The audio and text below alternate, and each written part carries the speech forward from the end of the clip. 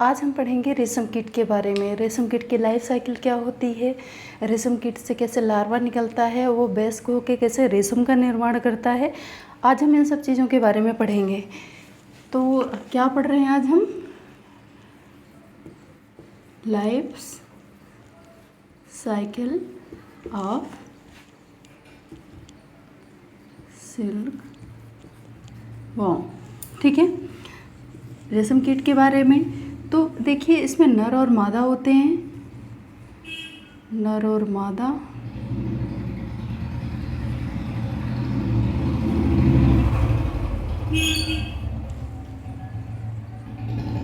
जो मादा होती है वो नर से थोड़ी बड़ी होती है।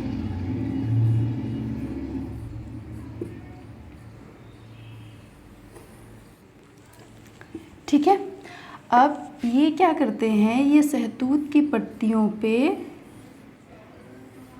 अंडे देने का काम करते हैं। ये जो मादा होती है ये शहतूत की पत्तियों में लगभग 300 से 400 अंडे देती है एक बार में। ठीक है, और इसके बाद 3-4 दिन बाद इसकी डेथ हो जाती है। इनकी लाइफ साइकिल ज़्यादा नहीं रहती। फिर इन अंडों से लार्वा निकलता है और लार्वा फिर किस में चेंज हो जाता है? कैटरपिलर में। आपने देखा होगा कि कई पत्तियों पर वो ग्रीन कलर के कीड़े होते हैं जो पत्तियों को लगातार खाते हैं। तो इसी तरह का एक कैटरपिलर किसका होता है? रेशम कीट का भी होता है, जो तेज़ी से पत्तियों को खाने का काम करता है।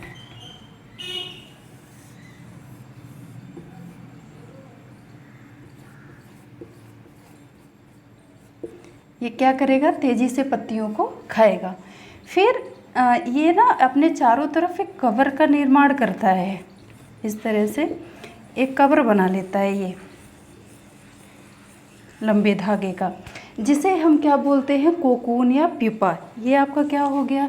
ये तो एग हो गया, एग। और ये क्या हो गया?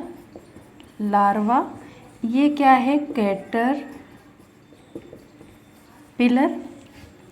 ये तो लीफ के अंदर कैटरपिलर हो गया। अब ये जो है इसको क्या बोलते हैं? इसको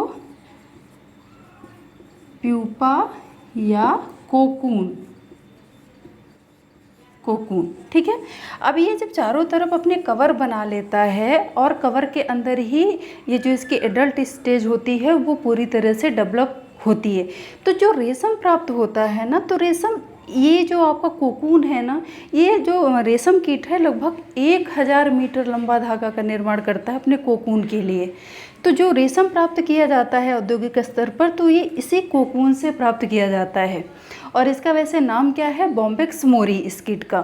तो देखिए, ये जो कीट है जब ये वयस्क होके बाहर निकलने लगता है, लाइक जैसे ये है, ठीक है, तो ये जब वयस्क होके निकलेगा बाहर, तो ये क्या कर देता है? इन धागों को काट देता है। तो जब ये काट देगा तो ये धागा किसी काम का नहीं रहता, ये कई भागों में डिवाइड हो जाता है।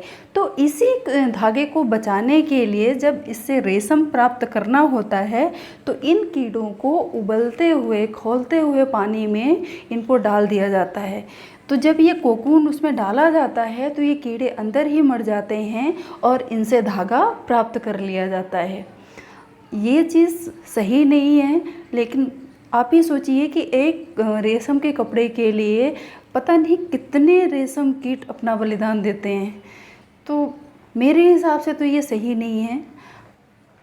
अब ये जो आपका ये है कोकून है, अब जब ये अगर ऐसा न किया जाए तो ये अगर काट के निकलता है इस धागे को, तो इस तरह का वयस्क बनता है। लेकिन इसको बीच में ही क्या कर दिया जाता है? मार दिया जाता है। ठीक है, ये हो गया आपके रेशम कीट की लाइफ साइकिल। ठीक है, ये वीडियो आपको अच्छी लगी हो तो वीडियो को लाइक, शेयर एंड सब्सक्राइब करें। Thank you.